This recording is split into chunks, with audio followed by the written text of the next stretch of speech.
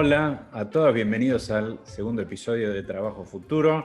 Esto que es una especie de podcast y vivo que estoy haciendo por LinkedIn desde hoy a la mañana, por eso estamos estrenando el segundo episodio en el mismo día. Me cambié la camisa, me puse algo un poquito más cómodo. Y tengo a una invitada fresquita. El de la mañana ya fue, le agradecemos a Gustavo. Ahora estamos con Mike Colombo, que es neurocoach y nos va a contar un poquitito sobre neurociencia y liderazgo. Hola Mike, ¿cómo te va? Hola, Ale, ¿cómo estás? ¿Todo bien? Bien, bien. ¿Y vos que a esta hora de la tarde cómo estás? Ahora estoy como más refrescada, como dijiste, un poco más fresca.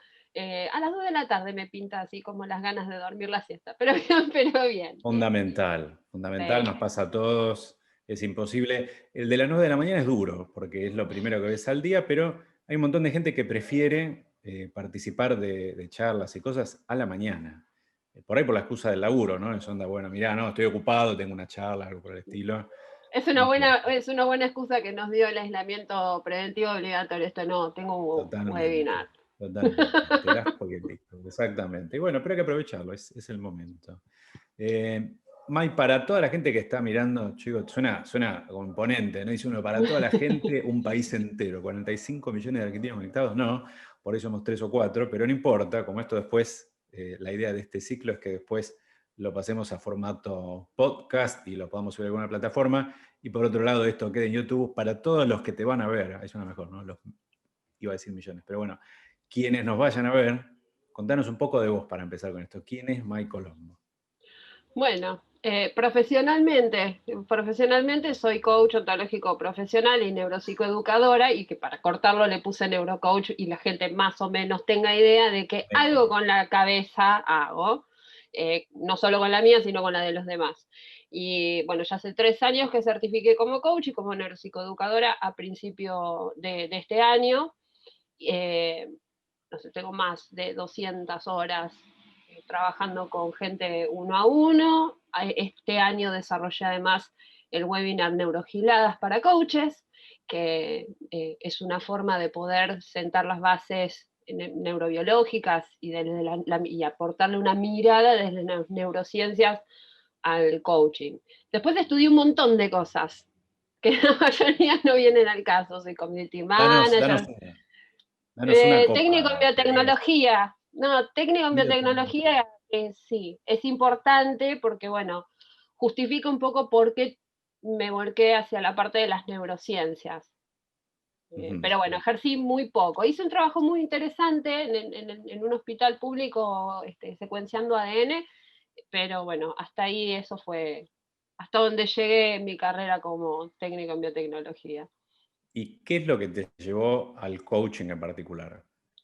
Bueno, básicamente una crisis personal, Bien, eh, como a los todos, grandes, digamos. los gra- Típico. lo- sí, no la estaba pasando bien. En mi caso tuvo que ver con una relación amorosa y decir, che, estoy sobredimensionando algo, acá hay algo que tengo que trabajar.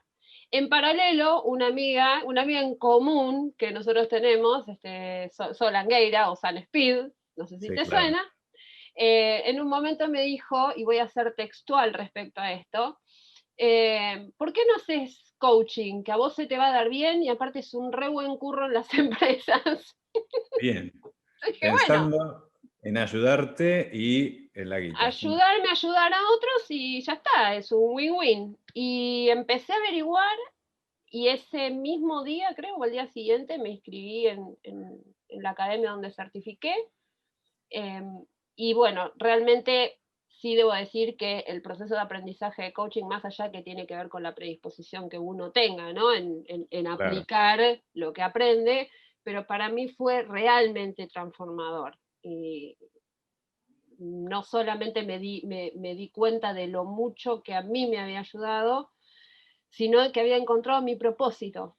Pues encontré la forma a través de la cual podía acompañar a los demás a ser mejores personas, a transitar la vida de una forma un poco con mayor bienestar sobre todo, ¿no? Pienso que la gente que tiene más paz interna genera un mundo externo con más paz, digo, ¿no? Si vos sos caótico por dentro no podés generar cosas buenas hacia afuera. Entonces, es mi Claro. forma de cambiar al mundo.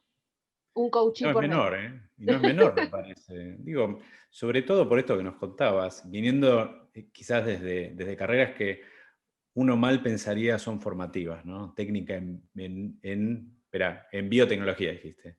Sí. Eso es uva a morir, me imagino. Es meterte, o estuviste en una privada. Yo pregunto Yo porque... no, me recibí en Asociación Norte Argentina. Ok. Estoy maravillada. Bueno, ese fue uno de los conflictos que Igual tuve, ¿no? Pero estructura, digamos, no sé, estructura muy tradicional de aprendizaje, una tecnicatura, muy volcado a la biología, que es algo duro, no digo como la matemática, pero duro, ¿no? O sea, las células son las células y ya. claro, Eh, sacando ética y deontología y ciencias sociales claro, judaicas, todo lo demás se puede considerar que son claro. habilidades duras, ¿no? Pura y estrictamente académicas, más allá de que yo me fui con un enorme afecto hacia Ort por un montón de cosas, no solamente por el gran nivel académico que tiene, sino porque me facilitó a mí poder trabajar y estudiar esa misma estructura.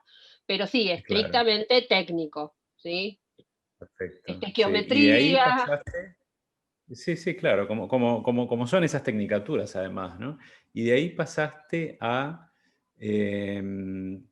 bueno, no es que pasaste, porque me imagino que no fue de un día al otro ni directo, pero una crisis te llevó un día a investigar esto de coaching, certificaste después del proceso transformativo que pasa, creo que la mayor parte de quienes verdaderamente después hacen algo con coaching, pues supongo que hay un montón de gente que no, pero quienes verdaderamente viven esa transformación terminan convirtiéndose en coaches o H con A, ¿no? Digo coaches y me viene a la cabeza la cantidad de veces que lo vi con U y me pone como un Ah, poco mal. sí, sí, sí, Es hice como un un meme poco, al respecto. eso es un problema que uno tiene, digamos, ¿no? No tiene nada de malo. Pero después, en algún momento, en estos 3 años, te llamó la atención algo distinto, que es la neuropsicoeducación. Contanos un poco de eso. Bueno, en realidad sentía que me faltaba algo y creo que en esto te vas a sentir un poco identificado porque somos parecidos, que eso, ok, funciona, explícame por qué. ¿Por qué? ¿Por qué? Tan simple como eso, ¿por qué? Sí. Claro, tiene que haber, o sea, yo sé que funciona, lo implemento y funciona, y me doy cuenta que no somos los únicos que nos hacemos esas preguntas, porque leyendo material para la Claro. charla de hoy, estuve leyendo a David Rock y se hizo una pregunta muy parecida. Es, ok, funciona, ¿por qué? Era lo que le reclamaban cuando leían su libro. Entonces, eh, necesitaba, y acá salió la técnico en biotecnología, es, ok, pero fundamentame la respuesta, Contame, ¿no? claro, dame más datos. Dame más Y datos. a medida que empecé, yo soy muy fanática de las charlas TED, soy muy fanática de Simon Sinek, y cuando vi algunas charlas de neurociencia dije, quiero Ahora saber sí. más. Claro, Ahora entendí, claro. porque el coaching ontológico puntualmente, hay muchos tipos de coaching distintos, pero el coaching ontológico está fundamentado sobre lo que es la ontología del ser, que los seres humanos somos cuerpo, lenguaje y emoción, y hasta ahí todo muy lindo, pero algo me falta. La filosofía no es en detrimento de la filosofía, es, ok, Claro. pero acá tiene que haber algo que lo sostenga. Y la neuropsicoeducación lo que hizo fue aportar esa base, en realidad las neurociencias en general, porque neuropsicoeducación está más orientada a los procesos de aprendizaje, ¿no? Cómo aprende el cerebro, y por supuesto que para esto tenemos que individualizar todos los diversos procesos que ocurren para, no sé, pasar las cosas a memoria a largo plazo, cuál es la forma más cerebro amigable de poder enseñar, dar una charla, etcétera. Pero puntualmente las neurociencias como un ámbito interdisciplinario, que es otra cosa que me gusta, que participan neurólogos, neurobiólogos, psicólogos, psiquiatras, digamos, lo que se trata es de algo colaborativo y no algo combativo, eh, me pareció fundamental, porque si yo quiero arreglar un motor, o sea, si a mí, yo puedo enseñarle a alguien a manejar el auto, pero si en el medio tengo que Claro. meterle mano al motor, tengo que saber cómo funciona, o llamar a un mecánico.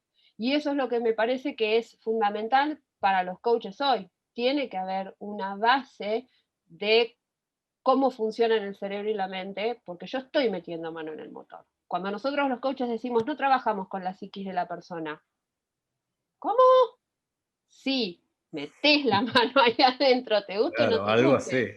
algo haces. Después que no te hagas cargo es otro tema, pero algo haces, Nosotros digamos. no trabajamos desde un punto de vista psicoanalítico, desde las constituciones subjetivas o desde el super yo, no tenemos ese tipo de formación, no trabajamos patologías. Pero de ahí a Claro. decir que no trabajamos con la psiquis de la persona, la psiquis es el alma, la mente, ponerle el nombre que vos quieras, pero sí, metemos mano ahí. Y cada vez que metemos mano ahí, estamos metiendo mano en las conexiones neuronales. Entonces, Ujú. está bueno saber más o menos, ¿viste? ¿Qué A haces? ver, Está bueno diferenciar saber el qué haces. radiador de Claro. los, de, no sé, de, claro, de la tapa del motor, esas cosas son como, para mí, muy importantes. Sí, sí, sí, coincido. Y esa es la parte donde quizás más nos parecemos. Yo pregunto mucho por qué, a costo de que a veces me dicen porque sí, ¿no? Lo tengo grabado acá desde chiquito, el porque sí o porque yo lo digo, o porque es así, o buscarlo en otro lado. Esa es la que más me gusta, buscarlo en otro lado, porque me dispara nuevas Googleé la ideas y no me información, siento, flaco. claro, me siento mal después. Eh, bueno, como esto es una charla igual de liderazgo y neurociencia, eh, quisiera que me des una definición tuya, no, no hace falta que esté muy trabajada ni nada, de líder. ¿Qué es un líder para vos? Para mí un líder es una persona que tiene la habilidad de poder alinear a otros dentro de su visión para alcanzar determinados objetivos. Ok, X. Después podemos entrar en que hay líderes positivos y negativos, y etcétera. Para mí un líder negativo no es un líder, es otra cosa. Entonces, como me pedís una visión personal, yo no puedo ver a un líder con una visión negativa. Yo creo que no, un claro, líder inspira positivamente de cara a no solamente mejorar desde un equipo de trabajo o una organización, sino de cara al impacto que tiene por claro, fuera de la organización. Para mí es eso totalmente, un líder. Alguien que saca lo totalmente. mejor de otro, ¿no? Que es capaz de que los demás estén alineados sin, de alguna manera, coercionarlos, más bien todo lo contrario. Creo que eso es básicamente Sí. un líder.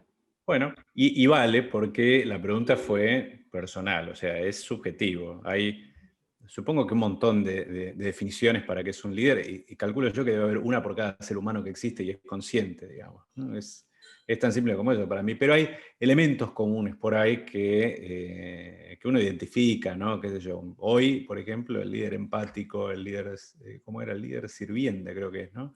Es más importante de lo que era el autoritarismo de la década de los 90 y antes, ¿no? Donde el líder era todavía esa figura inapelable a la que vos no le podías discutir nada. Ahora, desde la perspectiva de la neurociencia, ¿vos creés que hay, y siempre, paréntesis, siempre hablando desde tu perspectiva personal, ¿no? Pero pensando en la neurociencia, ¿hay algún atributo en el cerebro, y seguramente no lo estoy preguntando bien, ¿no? Pero en el cerebro del líder que vos puedas identificar?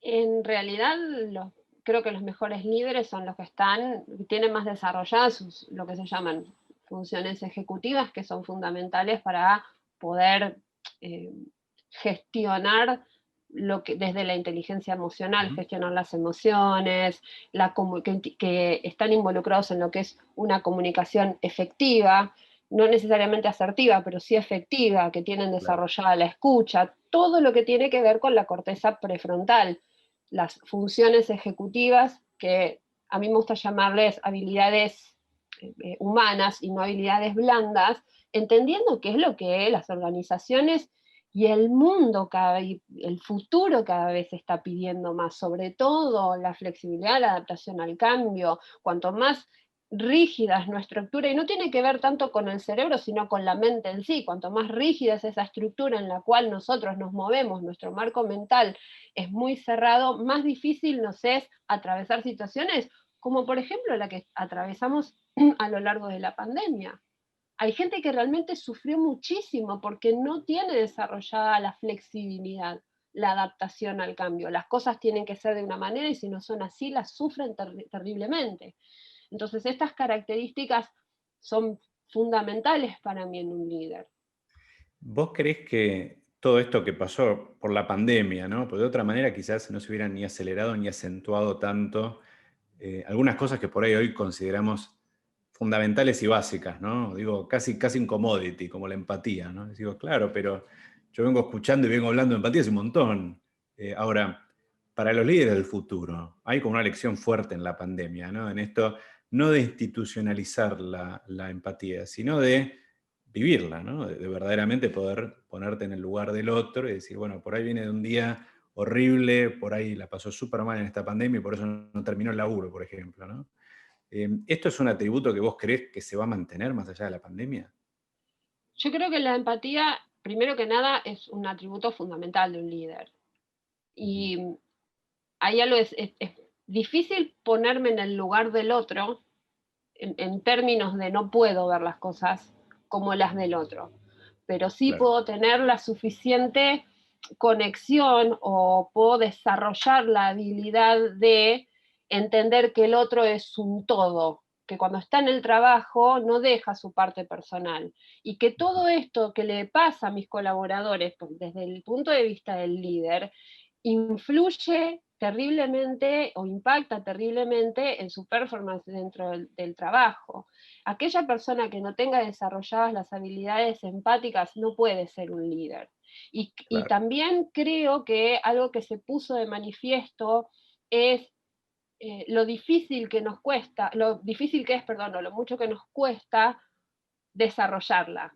Estamos hablamos mucho de empatía, pero creo que ahí diste con algo muy claro. Está institucionalizada y no es algo que se puede institucionalizar, es algo que se tiene que Claro. desarrollar y es una habilidad y como cualquier habilidad, para desarrollarla más necesito ponerla en práctica.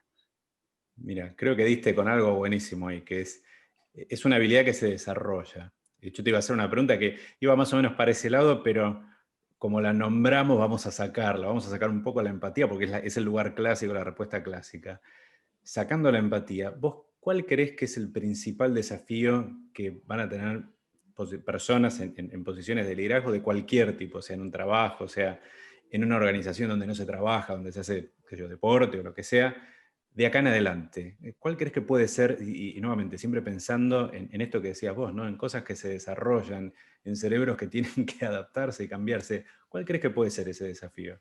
Yo creo que el desafío más grande, sobre todo teniendo presente las nuevas generaciones, es la tolerancia a la frustración. Mm, Creo que desarrollar la tolerancia a la frustración es uno de los desafíos más grandes con los cuales se van a encontrar la frustración propia y la frustración de los equipos de trabajo. En la era de la inmediatez, donde no tengo que esperar para nada, donde no he desarrollado la habilidad de exponerme desde inclusive a vincularme con los otros desde la adolescencia, ¿no? De poder exponerme a ver si una chica me gusta, esas incomodidades que nuestra generación sí atravesó. Entonces claro, desarrolló mecanismos de defensa, ¿sí? Nosotros venimos de una generación en la cual desaprobabas si no estudiabas. Si tenías un 2 claro, desaprobabas y sí, sí. tenías que rendir la materia. Sí. Y hoy es, por lo menos dentro de lo que observo, aunque no creo que sea exclusivamente de nuestro país, pero esto de aprueban todos.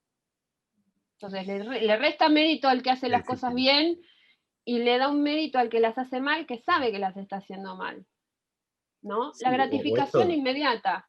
claro, esto de premiar la participación, que no está mal desde digo, la perspectiva de no idolatrar al que gana, pero yo pensaba, siempre hay una diferencia entre el esfuerzo y la ganancia que uno pone y lo que ve que gana el otro con el esfuerzo que puso. De alguna manera eso siempre, tradicionalmente a uno le sirve o para castigarse, y de golpe exigirse algo que no necesita hacer, ¿no? Porque no necesitas por qué compararte con el otro. Pero la mente va ahí, es algo que es una estructura mental que tenemos todos, digamos. Eso es inevitable. Es una estructura mental por un lado y por el otro, pero nosotros no somos únicamente lo que pasa en nuestra mente, sino Claro, la relación que tenemos con el medio.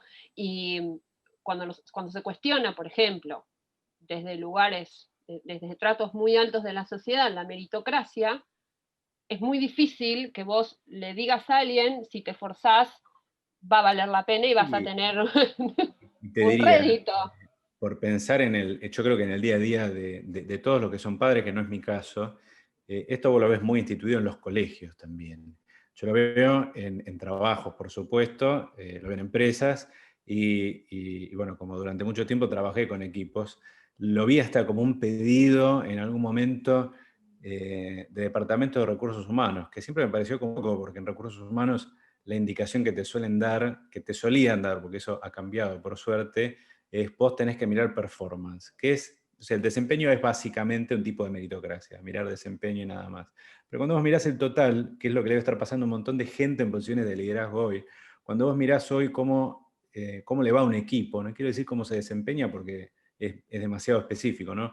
¿Cómo le va a un equipo? Tenés que mirar estos componentes, que es cómo se sienten, cómo hacen esto que vos dijiste fantástico, es cómo lidian con la frustración. Entonces te quería preguntar un poquito más de eso. ¿Cómo es un cerebro frustrado? En realidad, Me lo saco y te lo muestro, eh, ¿no? Pero bueno.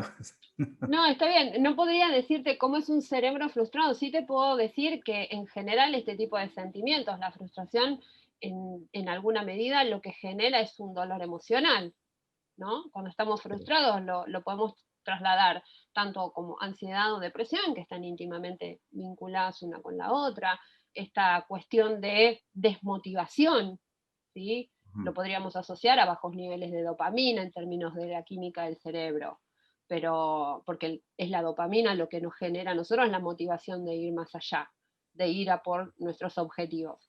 Sin embargo, lo que se siente como frustración puede ser una mezcla de enojo, de tristeza, de dolor, entendiendo que el dolor emocional se procesa en el mismo área del cerebro que el dolor físico. La única Claro, diferencia es que el emocional vos no lo podés cortar. Cuando alguien te da una piña te deja de doler cuando se desinflama. El dolor emocional se tiene que cortar trabajándolo desde otro lugar, claro. a través de la gestión emocional, básicamente. Y volviendo unos pasos para atrás, voy a hacer lo que no debería hacer, pero este es mi show, entonces allá vamos. Asumir cosas, qué peligro, ¿no? Asumir cosas. Pero dijiste algo súper, súper interesante recién, que es quizás el reflejo en el cerebro químico, y lo estoy explicando malamente, es hay poca dopamina, ¿no? O sea, entonces hay poca dopamina, vos no te sentís bien, no tenés el elemento químico que te ayuda a poder enfocarte, a encontrar esa motivación. Entonces, la pregunta sobre eso sería, quizás un cerebro frustrado que está en esas condiciones y uno podría decir, bueno, le falta dopamina. ¿Cómo haces para generarlo? ¿Cómo haces para que esa persona aprenda a manejar esa frustración y pase de ese lugar bajo y terrible, que creo que nos pasa a todos cuando algo no nos sale, o en esta época terrible, para un líder puede ser, por ejemplo, tuviste que echar gente, o tenés que comunicarle noticias terribles a un equipo, que siempre es algo muy feo, o incluso enterarte de cosas que no puedes compartir con tu equipo, lo que sea, ¿no? Pero son cosas muy difíciles de manejar y que te frustran mucho. ¿Cuál es el camino, si querés, del cerebro para poder salir, aunque sea un poquito de ahí, o moverte de esa posición? ¿Cómo lo ves? Bueno, yo creo que en primer término, y no sé si tiene que ver tanto con el cerebro, pero sí con esto de las elecciones que nosotros hacemos. Entonces, si yo Mm, elijo ser un líder en un grupo de trabajo, parte de mis responsabilidades, de las responsabilidades que estoy aceptando, es que en algún momento tenga que echar a alguien, no solamente porque hay una crisis, sino porque esa persona no está respondiendo de la forma en la cual yo espero. ¿Qué ocurre? Yo creo que un buen líder tiene una buena comunicación de forma tal que puede, en principio, dar otras oportunidades antes de claro. llegar a esas medidas. ¿Cómo lidiar con eso? Entendiendo que es parte de la elección que yo tomé cuando acepté ese trabajo. Digo, a Mm, ver si lo puedo ilustrar de una forma un poco más clara. Cuando yo trabajaba como telemarketer o como atención al cliente en una empresa de seguros, que fue uno de mis primeros trabajos, en plena crisis del 2001, donde cortaron los seguros de capitalización, yo tenía dos alternativas. O me bancaba la sarta de qué difícil, ¿eh? properios, o me iba de mi trabajo. Porque cuando nosotros observamos el no tengo salida porque es mi obligación, Ujú, no nos estamos haciendo responsables de que nosotros estamos eligiendo todo el tiempo. claro. Entonces, una forma es recordarnos para qué estamos haciendo lo que hacemos y que en ese para qué, parte de las cosas que nos va a tocar hacer no nos van a gustar. Bien. Y ahí se ve, en esto que decís, se ve más la coach que la neurocoach, que es esto de tratar de entender el para qué también, ¿no? Ahora, ¿qué le pasa al cerebro cuando haces ese planteo, ¿no? Vamos a la Mai que estaba aguantando a la gente, insultando por teléfono, porque si te pueden ir a buscar, te iban a buscar, ¿no? Pero bueno, por teléfono. Me ha Y, pasado, me ha claro, pasado. imagino, ¿no? ¿Qué le dirías vos a esa ama? No quiero decir truco porque no es la palabra adecuada, pero ¿qué podría hacer una persona en esa circunstancia, en este momento, para encontrar un poquitito de motivación? Porque, digo, la fórmula tradicional, que es la que menos le funciona a todo el mundo, es decirte cosas lindas, vos podés, dale para adelante. Está bien, pero me parece que, sobre todo porque creo que sé que te va a gustar responder esta pregunta, pero a mí me parece que el cerebro reacciona de otra manera a otros estímulos. ¿Cómo son esos estímulos? ¿Qué se puede hacer? A ver, el lenguaje no es inocente y no solamente en términos del coaching, que es algo que los coaches decimos Ujú, mucho, sino que la forma en la que nosotros nos hablamos y dialogamos con nosotros mismos ujú, tiene una influencia en cómo funciona nuestra química cerebral. Si yo me claro, estoy maltratando, estoy generando a través de mis pensamientos hormonas del estrés. Me estoy sí, generando claro. sufrimiento. O sea, si yo pienso en un limón y que me voy a morder, me voy a comer un limón, me babeo. O sea, mi cerebro hace que mi boca reaccione ante un limón imaginario. ¿Qué tiene que ver esto con lo que vos me preguntabas recién? El autoconocimiento, Ujú, la, la, el desarrollo de la autoeficacia, y esto sí está vinculado con la mente y el cerebro, es ujú, una cualidad de un líder y es una cualidad que un líder necesita también desarrollar para poder detectar estas cosas. Entonces, si un líder tiene desarrollado el autoconocimiento, sabe cuáles son sus lugares fuertes y sabe el para qué, cuando sabe el para qué, tiene el objetivo y al tener el objetivo, una vez que marca el objetivo, genera la dopamina necesaria para llevarlo adelante. claro. Clarísimo. Creo que ahí hace una diferencia, creo que hace una diferencia importante y no me parece menor, porque la idea de todo esto es, entendamos cómo funciona, es mi idea, vamos a ponerlo así, porque no soporto algunas incógnitas que uno sabe que tienen respuestas. Hay otras que son demasiado complejas para que uno la entienda. Por ejemplo, ¿qué es un agujero negro y cómo funciona? Por favor, y traten de explicármelo, porque sé que no lo voy a entender. Para mí es el Avísame, corazón. avísame cuando consigas a alguien porque me interesa, viste que yo soy No, muy claro, es curiosa, que, ¿no? mira, hay explicaciones por todos lados, hay literatura. Yo me quedo con la ciencia ficción porque no me explica nada. Me trata de contar una historia y a mí me alcanza, ¿no? Pero bueno, para ir cerrando, Mike, pues estuvo buenísimo esto, pero para ir cerrando y pensando en los líderes que puedan escuchar esto más adelante, lo que te iba a preguntar es, no sabemos qué viene adelante, no sabemos si los próximos meses, incluso el año entero que viene, va a ser todavía un año más de la pandemia, un año de recuperación. Para los que estamos acá en Argentina, sin duda va a ser un año muy desafiante financiera y económicamente. Entonces va a haber que recurrir todavía mucho más a herramientas que por ahí no desarrollamos como líderes y seguramente líderes que van a necesitar una mano más grande. ¿Qué le dirías a esos líderes de acá en adelante? ¿Qué les podrías recomendar? En principio, creo que lo más importante es que tengan presente que pandemia o no pandemia, nunca sabemos lo que va a pasar. Por eso es tan importante poder tener flexibilidad cognitiva y un gran coeficiente de adaptabilidad, poder adaptarnos fácilmente a los cambios. Más allá de eso, creo que esto, el autoconocimiento y la gestión emocional, el poder transitar estos malos momentos, poder transitar con frustración, no escaparle ni casarme con mis emociones, pero sí poder seguir funcionando con ellas o a Claro. pesar de ellas. Eh, Creo que todo esto se desarrolla con la práctica. Cuanto más yo puedo estar en contacto conmigo, por supuesto que la meditación mindfulness es algo que es súper importante para mí porque nos conecta con nosotros, Claro. nos conecta, nos permite, yo sé que parece algo de los cuencos tibetanos, que las empresas por ahí no están tan acostumbrados, pero el mindfulness se está aplicando cada vez más en el neuroliderazgo porque nos permite observar nuestros propios procesos mentales y entender cómo estamos funcionando, desafiar nuestras propias creencias, seguir manteniendo una mentalidad curiosa y desarrollar una mentalidad optimista, que no significa enfrentar la vida como si estuviésemos drogados viendo mariposas y unicornios. Significa entender que las cosas empeoran y las cosas también mejoran, pero quedarnos con lo positivo hace que tengamos más chances de enfrentar los retos más difíciles, porque el reto va a ser el mismo, pero cómo lo encaro depende de cómo yo quiera observarlo. Mm. Es un pedazo de recomendación, ¿eh? Yo creo que algo para pensar eh, siempre es ¿qué más puedo hacer mañana? ¿No? Que cansa y duele a veces, porque uno está cansado, uno está aburrido, uno está frustrado. Me quedó mucho esto del cerebro frustrado, ¿no? Y del líder se esperan cosas, y muchas veces ser líder, esto es absolutamente personal para mí, ¿no? Es una percepción mía.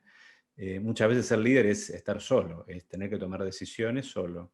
Y esas decisiones pesan, ¿no? Entonces a veces encontrar esa motivación, a veces encontrar una salida, buscar algo distinto, poder hacer algo distinto para impactar positivamente en los demás, arranca del lugar equivocado, que es aquello que esperan de mí y no lo que yo quiero hacer por mí, por ejemplo, ¿no? Porque más o menos la regla básica para mí como líder siempre fue, si yo estoy bien, es muy difícil que no impacte positivamente a los demás, a menos que esté bien por lo equivocado, ¿no? Soy un asesino, estoy bien porque maté un montón de gente y bueno, probablemente... Tratemos de entender que estamos hablando en términos de Sí, cerebros más o menos sanos, porque todos tenemos nuestros nudos de más o neurosis, pero menos estamos normales, hablando de claro. gente sana, sin patologías, ¿no? Sí, sí, Después claro. habrá que ver, chicos, si necesitan, hay profesionales de la Hay salud mental a los psicólogos y que pueden psiquiatras recurrir. matriculados que con gusto los Claro, van a atender a todos. Bueno, May, vamos a cerrar. Muchísimas gracias por sumarte de nuevo. Para los que gracias a no vos, saben, sabés que me encanta. esta es otra charla más que tenemos con May, de las que solemos tener, pero lo estamos haciendo en este ciclo que queda grabado acá, después va a aparecer en algún lugar de YouTube, tengo que mirar cómo, y eventualmente, si descubro cómo, también en Spotify. Gracias a todos, gracias May, que terminen muy bien y nos vemos pronto.